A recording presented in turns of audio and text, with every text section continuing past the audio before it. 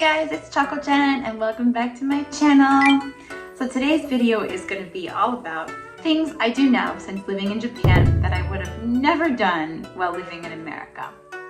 So I think it goes without saying that when you move to a new country, there are a lot of differences between your culture that you're used to and the new culture that you go and move into. Japanese culture is very different from American culture in a lot of ways, although there are some similarities which I've talked about in a previous video.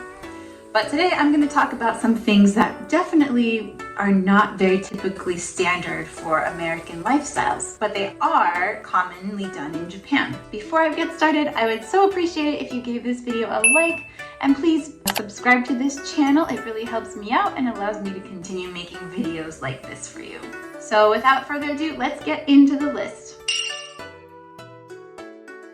Number 1, take baths.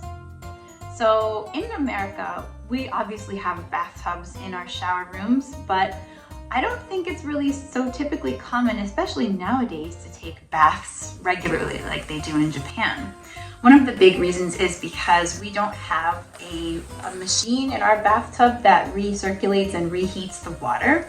So I think a lot of Americans would find that it's really wasteful to draw a bath with so much water and then only use it for a short time. Americans are busy people and they don't have a lot of time for taking baths, and because the invention of the shower has made things so quick and convenient, most people just opt to take showers. And we'll see the exception is if you have young children, it's easier to give them a bath than a shower.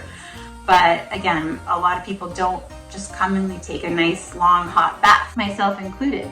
But since I moved to Japan and discovered the amazingness of the reheated bath, I just love it, and I take it almost every night, especially in the wintertime when it gets colder around here. And I love going to onsen. That's another thing we don't really commonly have in America. We don't have a bath culture, I would say.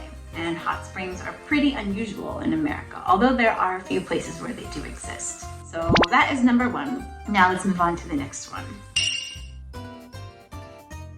Number 2 is leaving personal items unattended. So I remember this was a huge culture shock for me when I first came to Japan as a student. We went to eat out at McDonald's, which was on the campus of Kansai Gaide, where I studied Japanese. I remember I was with a group of Japanese friends, and they left all their stuff at the table while they went to go up and place their order and just walked away from it. And I was so shocked. It was like one of the biggest culture shocks to me because in America, this is unheard of. You cannot leave your things unattended in public or even in like a party setting, I would say.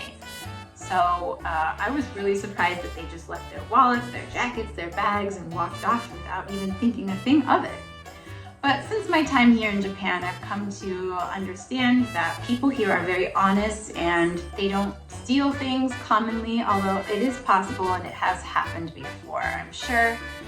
But it's really a very safe country and you don't have to worry about people stealing or taking your belongings if you leave them at a table. And so we will commonly do this. And it's nice to live in a place where you can trust the people around you and do not have to worry about safety so much.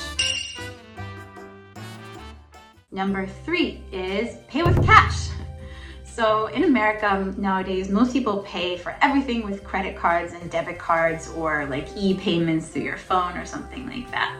In Japan, especially when I came here about 15 years ago, it was very surprising to me that most people paid with cash for everything. In fact, there are a lot of places even nowadays, especially if you go more out into the countryside, where you can only pay with cash. They don't accept credit cards. I think this is changing though. A lot more places, especially in the big cities, are developing to the point where a lot of people will be paying with their phones or their credit cards. But still, I would say it's just very, very common to use cash all the time when you're out shopping. But back in America, people are kind of shocked when you try and pay with cash. Like if you go to the grocery store, the cashier tells you how much it's gonna be. Usually they're just expecting you to pay with your card and they're kind of looking the other way.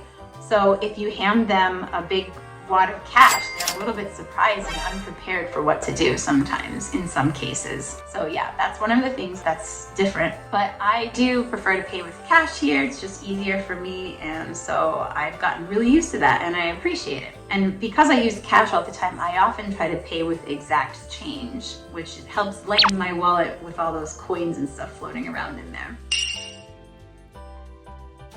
The next one is put my hand up while crossing at a crosswalk.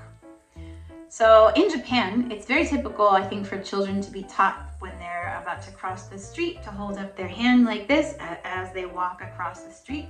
And I often see elderly people as well as regular middle-aged people doing this as well. I would have never done this in America. We don't have that sort of culture, mostly because I think people, unless you're living in a city, don't really walk a lot of places. They end up driving everywhere. So pedestrian safety is probably not a big part of people's lifestyle there, and it's not the first thing on their mind. But whenever I cross at a crosswalk, especially when I'm with my kids, we always hold our hand up like this as we walk across the street. It's kind of just a way to say thanks cars for waiting for us, and also alerts them, please wait for us while we cross. And I think it's kind of a nice gesture and a good way to communicate non-verbally in public.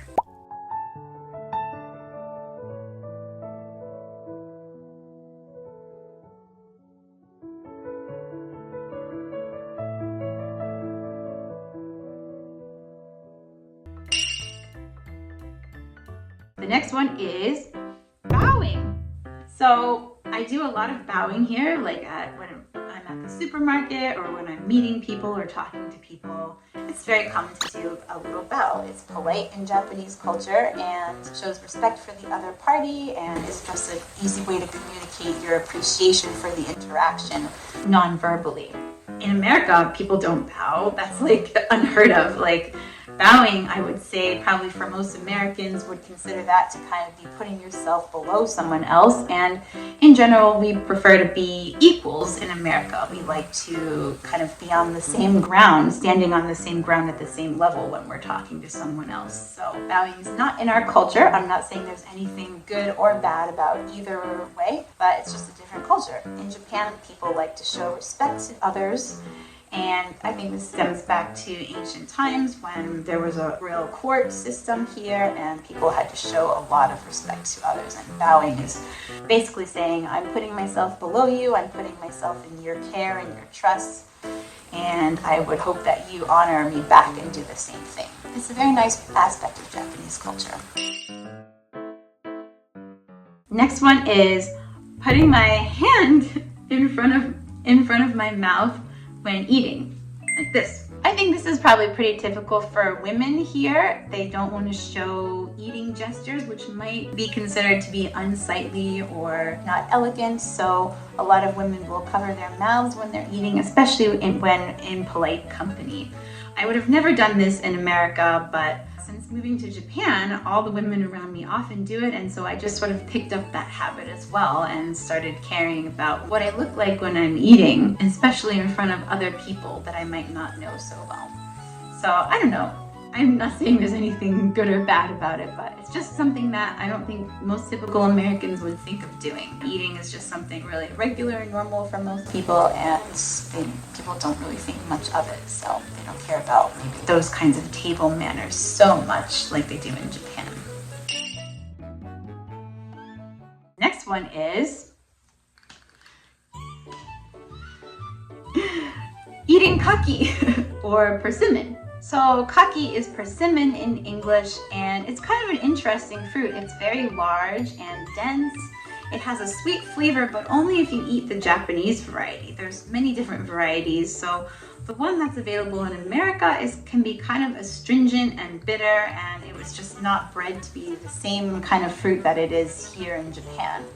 So growing up, I never really liked this fruit. I always kind of thought it was disgusting and something that only old people ate. But when I came to Japan and discovered the Japanese variety, I just fell in love with it. A lot of people like to eat this when it's in season, which is right now in November, December, kind of winter time. And oftentimes you will get this as a gift. Like people that visit our house always bring this as a gift for some reason. They like to share this fruit, and it grows everywhere, especially in this Kansai region where I live. So it's never a fruit I would have ever gone for before, but I absolutely love it in Japan, and my kids love to eat it, and so we often have this as like an after dinner treat. So yeah, very different kind of fruit than what I'm used to back home, but something that's really delicious and that I've really embraced and found a love for in Japan.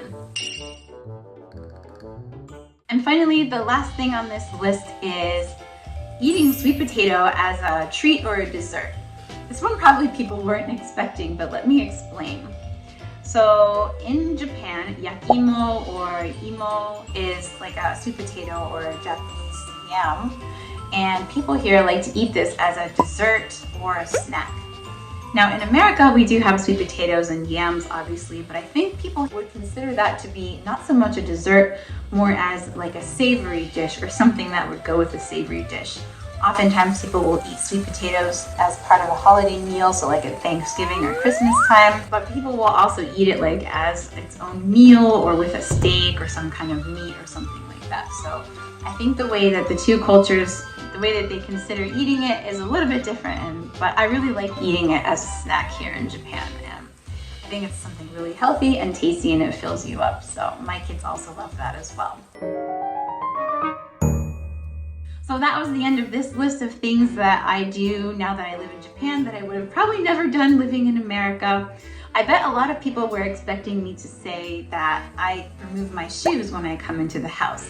But actually, growing up in my household, we always removed our shoes when we were in the house. A lot of Americans do that. In fact, most of the people that I knew when I would go to visit their house would have us remove our shoes when going inside. From my family's case, we grew up in a house with wall-to-wall carpeting, and people don't like to walk around on carpets with their shoes that have been outdoors because it makes the carpets dirty and it's really a pain to clean them.